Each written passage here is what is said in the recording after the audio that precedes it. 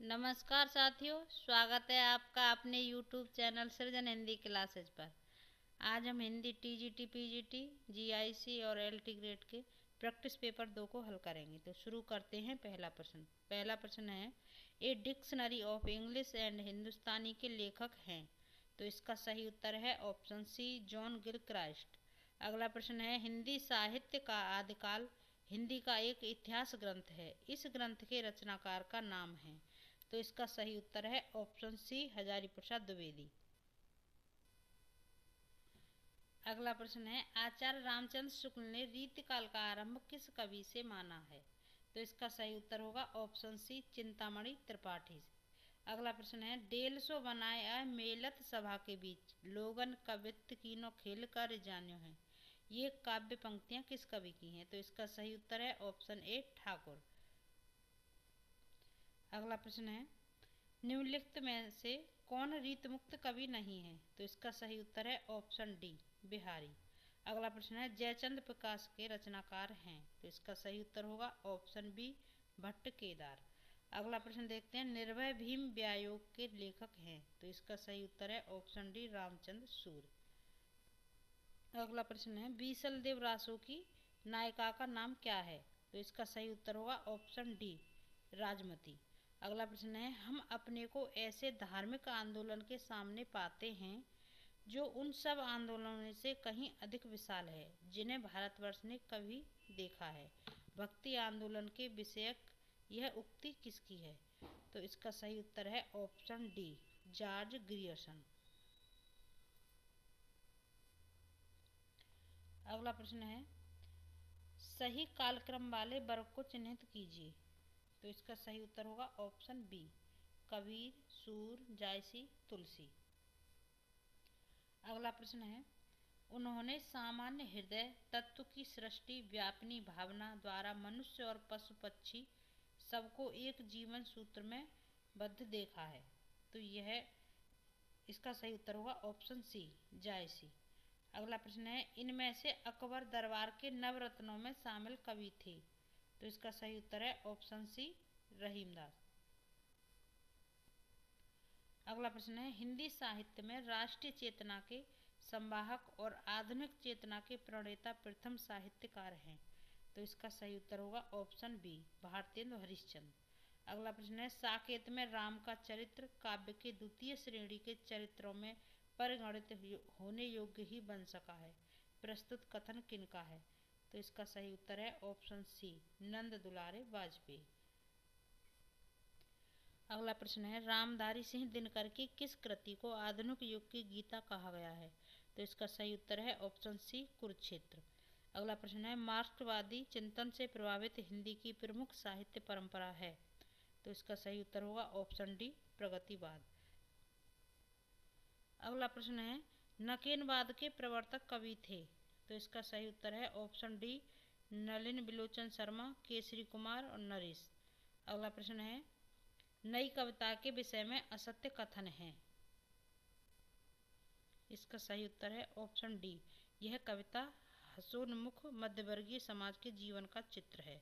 अगला प्रश्न है, रामचंद्र शुक्ल के अनुसार ईसा अल्लाह खां ने अपनी भाषा को किस प्रकार के शब्दों से मुक्त रखने की प्रतिज्ञा नहीं की थी। इसका सही उत्तर है ऑप्शन डी, तत्सम। अगला प्रश्न है, आचार्य रामचंद्र शुक्ल हिंदी का पहला मौलिक नाटक किसे मानते हैं। तो इसका सही उत्तर है ऑप्शन सी, वैदिकी हिंसा हिंसा न भवति। अगला प्रश्न है, चंद्रगुप्त नाटक में किस चरित्र की बात पर प्रतिक्रिया व्यक्त करते हुए चाणक्य ने कहा था, मेरे पास पाणिनि में सिर खपाने का समय नहीं, भाषा ठीक करने से पहले मैं मनुष्यों को ठीक करना चाहता हूँ। तो इसका सही उत्तर है ऑप्शन डी, वरुरुचि। अगला प्रश्न है, चक्रधार चोरी उपन्यास के लेखक कौन है। तो इसका सही उत्तर है ऑप्शन बी, गोपाल राम गहमरी। अगला प्रश्न है, बड़े आदमियों को अपनी नाक दूसरों की जान से प्यारी होगी, हमें तो अपनी नाक इतनी प्यारी नहीं, यह गोदान के किस पात्र की भावाभिव्यक्ति है। तो इसका सही उत्तर है ऑप्शन ए, धनिया। अगला प्रश्न है, 30, 40, 50 उपन्यास के लेखक हैं। तो इसका सही उत्तर होगा ऑप्शन डी, प्रभाकर माचवे। अगला प्रश्न है डायरी के नीरस पृष्ठ किसकी कहानी है? तो इसका सही उत्तर है ऑप्शन बी, इलाचंद जोशी। अगला प्रश्न है निम्नलिखित में से असत्य कथन है? तो इसका सही उत्तर होगा ऑप्शन डी, रक्षाबंधन कहानी हरिकृष्ण प्रेमी ने लिखी थी। अगला प्रश्न है मुखौटा किस लेखिका का कहानी संग्रह है? तो इसका सही उत्तर है ऑप्शन सी, ममता कालिया। अगला प्रश्न है संस्कृति के 4 अध्याय में दिनकर ने रविंद्रनाथ टैगोर और मोहम्मद इकबाल को आख्यायित किया है। तो इसका सही उत्तर होगा ऑप्शन बी, नवोत्थान के कवि के रूप में। अगला प्रश्न है निम्न में से कौन सा एक निबंध बाबू गुलाब राय का नहीं है? तो इसका सही उत्तर होगा ऑप्शन ए, चाबुक। अगला प्रश्न है निम्नलिखित समीक्षकों में से एक मार्क्सवादी समीक्षक हैं? तो इसका सही उत्तर है ऑप्शन सी, रामविलास शर्मा। अगला प्रश्न है प्रसंग गर्भत्व इनके गद्य की निजी विशेषता है। इनकी भाषा सरल और व्यंजनापूर्ण है, बीच बीच में हास्य और व्यंग भी हैं। यह कथन किसके प्रत्यय है? तो इसका सही उत्तर है ऑप्शन बी, चंद्रधर शर्मा गुलेरी। अगला प्रश्न है अन्या से अनन्या इनमें किसकी आत्मकथा है? तो इसका सही उत्तर है ऑप्शन सी, प्रभा खेतान। अगला प्रश्न है मन्नू भंडारी की आत्मकथा है। तो इसका सही उत्तर होगा ऑप्शन ए, एक कहानी यह भी। अगला प्रश्न है ज्ञानचंद जैनकृत कथा शेष शीर्षक जीवनी किससे संबंधित है? तो इसका सही उत्तर है ऑप्शन बी, अमृतलाल नागर। अगला प्रश्न है भारतेंदु हरिश्चंद्र शीर्षक जीवनी किसने लिखी? तो इसका सही उत्तर होगा ऑप्शन डी, ब्रजरतन दास। अगला प्रश्न है सन 42 के संस्मरण इनमें से किस लेखक की संस्मरणात्मक कृति है? तो इसका सही उत्तर है ऑप्शन बी, श्रीराम शर्मा। अगला प्रश्न है सभा की सभ्यता शीर्षक संस्मरण के लेखक हैं? तो इसका सही उत्तर होगा ऑप्शन ए, महावीर प्रसाद द्विवेदी। अगला प्रश्न है महादेवी वर्मा कृत नीलकंठ की विधा है? तो इसका सही उत्तर होगा ऑप्शन सी, रेखा चित्र।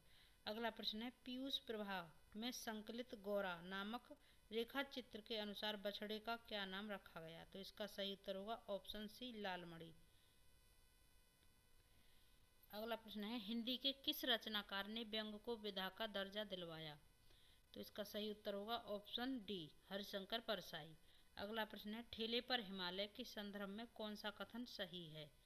तो इसका सही उत्तर है ऑप्शन डी, इसमें धर्मवीर भारती ने कौसानी क्षेत्र की सुंदरता का वर्णन किया है।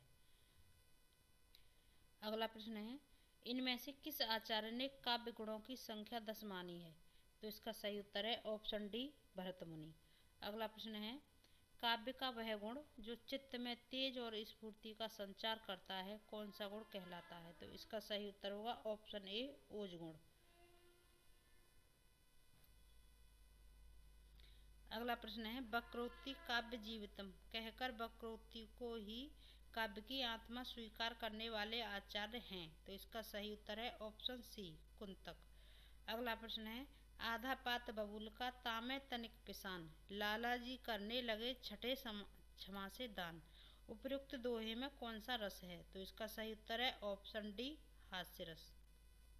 अगला प्रश्न है मन रे तन कागद का पुतला लागे बूंद बिनस जाए छिन्न में गर्व करे क्या इतना में कौन सा रस है? तो इसका सही उत्तर है ऑप्शन बी, शांत रस।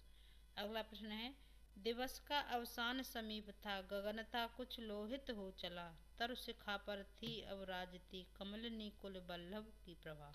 इस कविता में छंद है? इसका सही उत्तर है ऑप्शन बी, द्रुत विलंबित। अगला प्रश्न है कविता और छंद में घनिष्ठ संबंध है।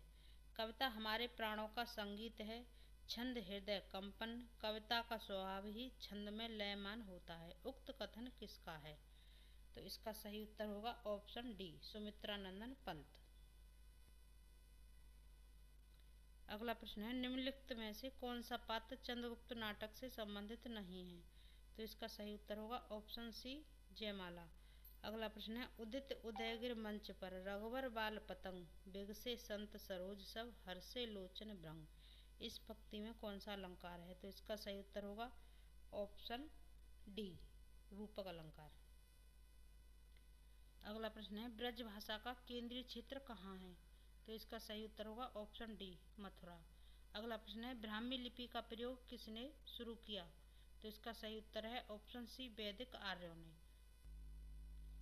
अगला प्रश्न है राजभाषा आयोग का गठन किसकी अध्यक्षता में किया गया? तो इसका सही उत्तर होगा ऑप्शन ए बीजी खैर। अगला प्रश्न है निम्नलिखित में कंठ्य ध्वनि है? तो इसका सही उत्तर होगा ऑप्शन डी क। अगला प्रश्न है इनमें से भाववाचक संज्ञा है? तो इसका सही उत्तर है ऑप्शन डी अमीरी। अगला प्रश्न देखते हैं निम्नलिखित वाक्यों में से एक में कर्ण कारक के विभक्ति चिन्ह का प्रयोग हुआ है? तो इसका सही उत्तर होगा ऑप्शन ए लड़का दर्द के मारे छटपटाता रहा। अगला प्रश्न है गठरी शब्द है? तो इसका सही उत्तर होगा ऑप्शन ए स्त्रीलिंग। अगला प्रश्न देखते हैं लड़के ने रमेश को मारा।